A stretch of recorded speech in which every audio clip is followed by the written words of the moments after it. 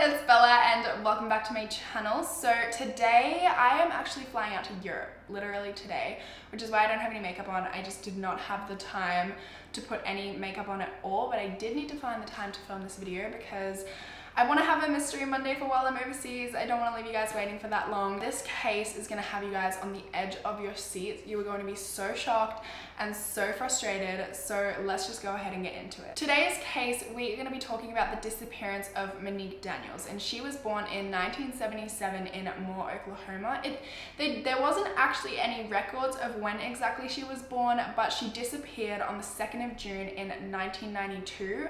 When she was 15 years old. So from that, I just kind of backtracked and assumed that she was born in 1977. So she was born to her mother Candace and her biological father, who really wasn't in her life at all. So he was in and out of her life because he was like in and out of prison. So for the short durations that he was in her life and her siblings' lives, so she also had 3 siblings, he just horrifically abused them, both emotionally and physically, sexually. He's actually now in prison as a convicted sex offender. So for obvious reasons, Candace ended up divorcing this guy, and then soon after she remarried with a guy named Charles Daniels, who was more well known by the name Chuck. They ended up having 2 more children, so there was 6 children in total in the family at this point. Both Chuck and Candace were in the military, so their household was super strict, always spotless. They basically ran the house like a boot camp. They were like drill sergeants. Everything was neat and tidy, everything was in order, and there was a lot of fighting at home. But despite her home life, Monique seemed to be a really lovely girl. Her best friend, who did not want to be named, said that Monique was somebody who always put others before herself. She was really well liked, she had a lot of friends, she pretty much got along with everyone. She was also really smart and did super well in school. She actually wanted to become a doctor once she had finished high school. And she was always really kind to other people despite what she was going through at home. Monique and her sister Angelique were really close, so when Monique disappeared, just keep this in mind, Angelique and Candace's sister Leslie, so Monique's auntie, were really the ones who kind of fronted the investigation and kept Monique's name alive and really made sure that her name was getting out there and the investigation was going forward and that people were still looking for her. In 1992, at just 15 years old, Monique fell pregnant. So as I mentioned before, she was really well liked. And this was not just among the girls, like boys really liked her too. She was a really pretty girl. All of the boys liked her. Even people in Angelique's grade, because obviously they were in different grades, would be like, who is your sister? Like, why is your sister so pretty and why are you not pretty? So Chuck ended up forcing her into getting an abortion, which made Monique so upset that she ended up running away from home. She stayed with a friend, but I don't think that her parents knew this at this point, so they were really just so involved in trying to find her. Every time they got a call or a lead or something, they would jump straight in their car and follow it up and try and look for Monique. They filed a missing persons report pretty much immediately after she ran away. Like, they were so onto it, as any parent would be. They were super persistent and very responsive while she was missing. But her friends all knew where she was, and they knew that she was staying with a friend, and her best friend and also some other guy ended up calling her and convincing her to go back home. So she did, but she was not there for a very long time at all. When she got back, things were just really tense. There was a lot of fighting and it was just like a really bad environment. A little while later, just 3 weeks before Monique was going to turn 16, her mum, her brother Brian, and her sister Angelique got invited to go on tour with the local church as a part of the choir. This tour was for a week, so they were gone for a week, and when they got back, something was just not right, and they knew it, especially Angelique. She just knew that something was off in the house. As I said, very strict household. It was always spotless, and when they walked in, it was such a mess. There were beer bottles lying around, there were cigarette butts lying around. It was just such a huge 180 from what the house was normally like. And to make things even worse, they found, well, at least Angelique found an empty pregnancy test, so it was just the box lying on the bathroom counter. So they walk in and they see Chuck, and Chuck just says, she's gone again. And Candace just replies, really? And that's it. That's the whole interaction about it. They just didn't seem to care at all. Like, it just was like, hey, she ran away. We're not gonna bother looking for her. Like, if she wanted to be here, she would be here. That was their attitude. It was just like, did we even have a daughter kind of thing? It was just totally different from the last time Monique had ran away, where they were super on top of things. This time they were just like, you know, started pretty much pretending that they didn't even have Monique as a daughter. They were just erasing all, you know, everything to do with her in the household. They literally forbid the children from talking about her. They removed all of the photos of her, and they even took new family photos. So the ones that they had of the whole family with Monique in them, they got rid of them and replaced them with new family photos without Monique in them. Like, she had just never existed. So this was just really, really confusing to everyone around them, especially Angelique. She had no idea what was going on, and just in her head was just like questioning, like, why is this happening? Why are we getting rid of all traces of Monique? She just had no idea, but she wasn't the only one. So Leslie, I think I mentioned her at the start of the video, who was Candace's sister, was really concerned. She would consistently call Candace up to try and get updates on Monique. She also offered to help search for her and offered to get resources in to help search for her, but Candace was just having none of it. She's like, no, like, we don't even want to look.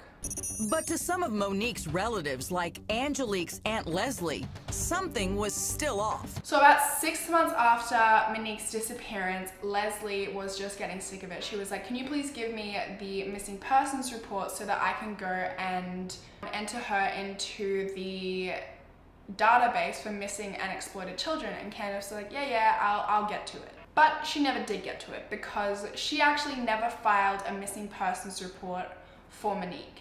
And this was 6 months after her disappearance they found this out. So not only did she not file a missing persons report, but it was 6 months after. So clearly, you know, they have no idea where she is. They're erasing her from their homes, and they haven't even bothered to file a missing persons report, let alone look for her.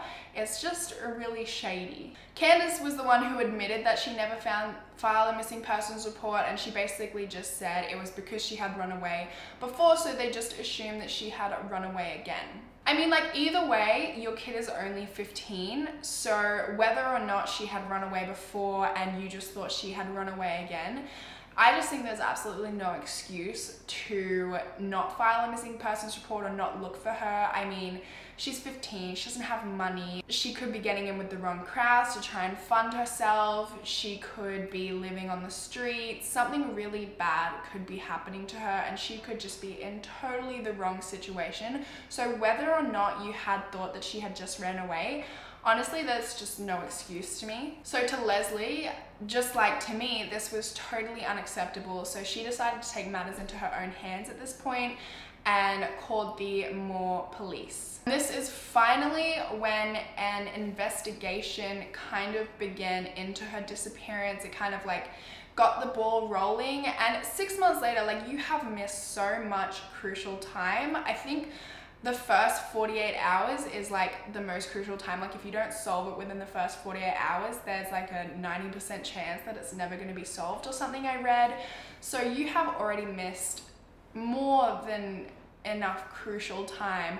They could have, you know, looked at the house and gotten evidence from the house if they had known sooner, or looked around the neighborhood, or looked where Monique had gone last time she had run away. You know, so many things could have happened, but 6 months later, it's just not off to a promising start. Not long after this information came out, after Candace had admitted to not filing a missing persons report, she gets a call. And this call is from Monique, and immediately after, the day she got the call from Monique, she called her entire relatives, sat all of her family down and told them, like, Monique's fine, she just called me. Then a week later after the call, Candace gets a letter, and this is also from Monique from Dallas, and it basically says, hey, I'm fine, I am married now, I have a kid named Chelsea, I'm living in Alaska, but for my husband's work, we have to move all around the country, which is basically why the letter was coming from Dallas. She just said that the reason she was writing was to drop a line, let everyone know she was fine, and that was it. She wasn't gonna come home, nothing like that, just wanted to let everyone know she was fine. The family really soon after received another letter from Monique, and Chuck and Candace were just like, amazing, she's alive, that's all we need to know, like everyone stop investigating, like she's cool.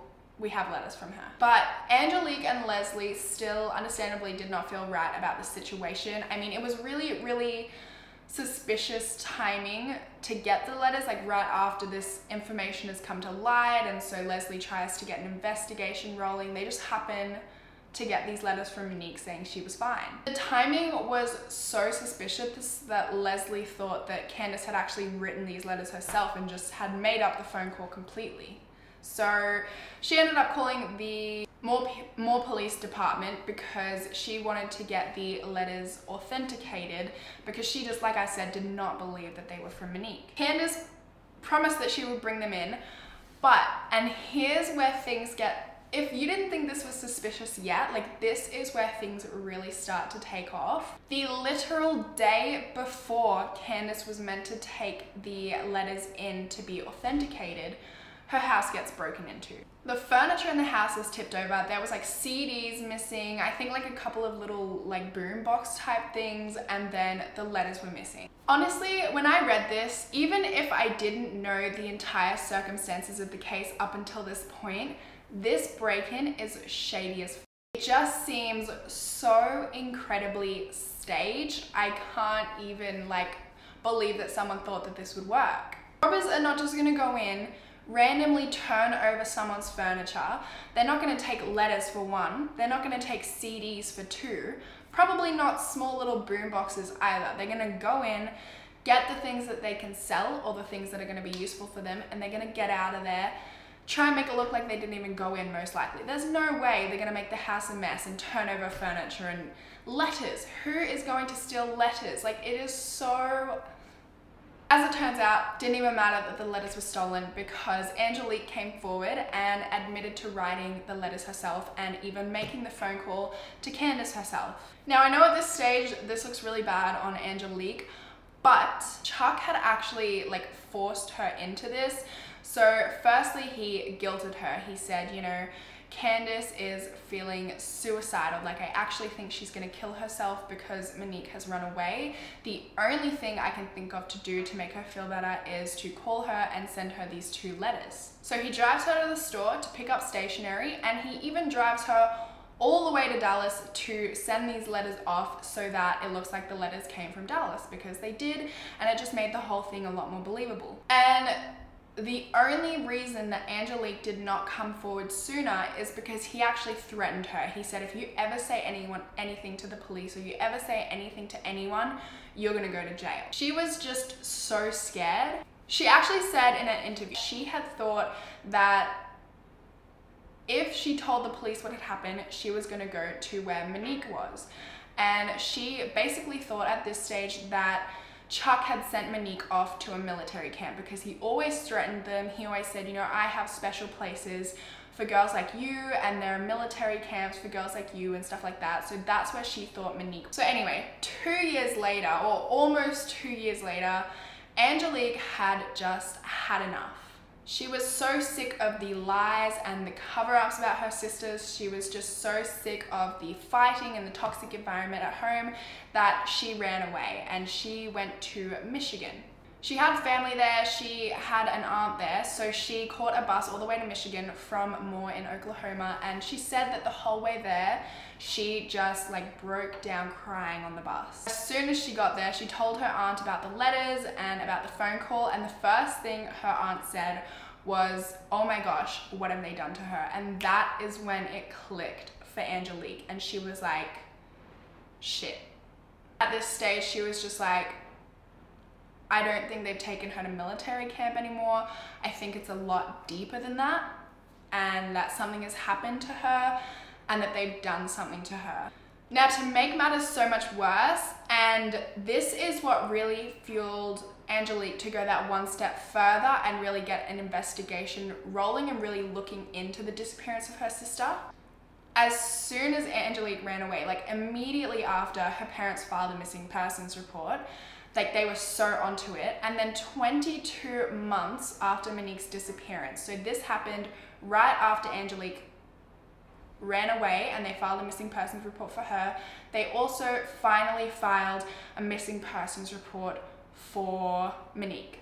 After this, the police really got into it and began their investigation. They tried to question both Chuck and Candace, but they were both extremely uncooperative. They also tried to get them to do a lie detector test, which both of them refused to do. In their investigations, the police began to canvass the area, question neighbors. They questioned one neighbor who seemed to have some information. He said that on the day of Monique's disappearance, he saw her loading clothes into and getting into a blue Chevrolet truck with a white male. That was all the information they got from anyone in the area, or from anyone at all, regarding the case, and it really didn't lead anywhere. They couldn't find the blue Chevrolet truck. There was no number plate or anything to even trace it to. It was really a dead end. Back to Angelique. After all of this comes to light, she ends up telling her aunt how at home her parents were both physically and mentally abusive.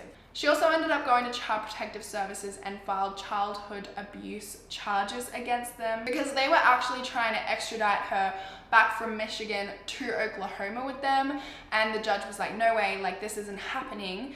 And the parents actually, when they were charged with this, pled no contest to child abuse and neglect. At this stage, this is when Monique and Leslie really started trying to get Monique's name out there. They started doing TV appearances and basically saying that they thought that Chuck and Candace had something to do with it. They went on a current affair and accused them. They spoke about the suspicions about Chuck and Candace. You guys are just not even going to believe this, but right after the current affair interview where Leslie and Angelique pretty much raised their suspicions about Chuck and Candace having something to do with Monique's disappearance, they up and moved to Germany. They said it was because Chuck got a transfer with the military, but honestly, everyone around them, including me, I'm sure you guys as well, think that this is just way too much of a coincidence to have just, you know, been the military requested him to move immediately after this interview came to light. Anyway, we're gonna flash forward a little bit. There was this F5 tornado in Moore, Oklahoma, and an F5 tornado is just like a really horribly destructive tornado, like really fast winds. It was like a really bad tornado, and it was just tearing Moore up.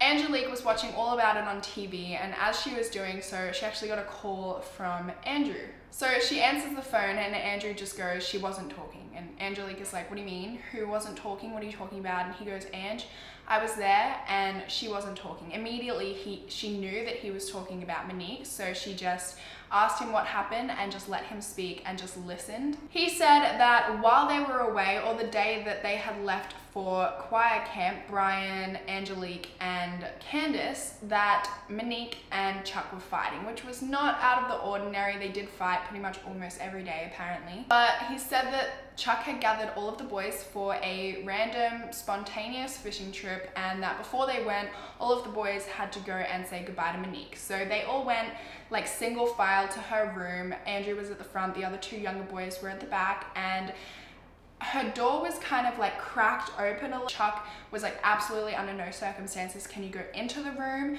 You just have to say goodbye to her from the door. So from that small gap in the room, Andrew could see just like her legs. She was sitting like propped up against her bed. She had her legs crossed and she was very still, and she didn't say anything. When they said goodbye to her, she didn't respond, she didn't move, nothing. So then Chuck collected them all, took them on the trip, and they left. And the weirdest thing about this is they left with no fishing rods and it was pouring rain. And what they did is they took a random exit off the highway, or just a random exit. They went to McDonald's and then they went home. So they didn't even go fishing. And that is not even the weirdest part of this whole thing. So when they got home, Chuck left all of the boys in the car, in the garage, for over an hour, didn't let them out, told them they couldn't get out. And as soon as he comes back to let them out, Andrew was just like busting for the toilet because his dad just locked them in a car for over an hour. So he runs into the bathroom and he just said he got the most eerie feeling while he was in the bathroom. He was so genuinely scared. He said he felt like he wasn't alone. There was a bathtub in the bathroom and the curtains were closed, which they were normally open, and he just had this really strong feeling like he wasn't alone and thought that Monique was in this bathtub. And I know this is gonna sound so weird, but I kind of know the feeling that he's talking about. Like when I read this, I just completely imagined myself like in a room and you can just tell that someone's in the bathtub. Like I've had that feeling, not necessarily in the same situation as him, but I have had that feeling where I've been somewhere and you just know that somebody else is there, you know what I mean? There's things that lead me to believe that she was in that bathtub. He actually didn't even have time to check the bathtub and check his suspicions because Chuck like really hurriedly came in, grabbed him out, rounded up all the boys, and then he locked them in a bedroom. And he locked them in this bedroom for 2 days. He said he was going to look for Monique and that he would be back, and then he just didn't come back for 2 days. So after this 2 days, when Chuck finally came back, he grabbed one of the younger sons. I believe it was actually Andrew that he took, because Andrew remembers, he doesn't remember much at this point, but he remembers being in his dad's truck and they were driving and he looked in the back and he saw an oil drum. Barely remembers anything else. He doesn't remember where they went or what they did. He just distinctly remembers being in this truck and there was an oil drum in the bed of the truck. And at this point, like after he told Angelique, Angelique was just like, you know, he killed her, he stuffed her into this oil drum, and then he disposed of the body. This whole thing just screams that Chuck had something to do with her disappearance. Like I just cannot believe it, and I feel so incredibly sorry for Monique and the fact that nothing was done sooner, because I definitely feel like after how shady all of this is, if the police had known sooner, if somebody had known sooner, that, you know, something would have been done. So anyway, after all of this, Angelique actually convinced Andrew to come to the police with her. He told them the story and the police ended up digging up the whole backyard of the Moore's old family home, but they didn't find anything, which leaves this case as a missing persons case. But I honestly just do not believe, after everything that I've read, that Monique is still alive, unfortunately. I thought I would mention a few other things about this case. So after all of this, Chuck and Candace were questioned again, and they basically said that Angelique was a terrible kid. Don't trust her. Whatever you do, do not trust this girl. They said she was an alcoholic and a drug addict, both of which claims Angelique denied. She said she did have some mental health problems, but had never abused those substances. And when Chuck was asked what he thinks happened to Monique, he just said, in God's hands, I don't know. So what do you think happened to Monique? In God's hands, I don't know. I also wanted to mention that Daniel, one of the younger brothers, has a completely different story from the one that Andrew told. He says that he was the last one to speak to Monique before they went on their spontaneous fishing trip, and that she was lying on the bed and she hugged him. She's like, I'm so sorry, I'm sick. I'm so sorry I can't come. Have fun without me. And then they left, and that she was totally fine when they left. So there is a little bit of conflicting evidence here, but all in all, I really strongly believe that the parents had something to do with this. I mean, the only thing that kind of contradicts that is what Daniel said, and there's, if you weigh it up, like it's what Daniel said or it's like all the other evidence, there's so much evidence against them. There's so many just like shady and suspicious things they did, which I just really truly believe that they had something to do with whatever happened to Monique. So that is it for this case. I would really love to know your thoughts on this case. If you have any theories, any information that I forgot to include, I would also love for you to let me know any cases you would like to see in my next video, and hopefully I will see you guys in my next one. Bye!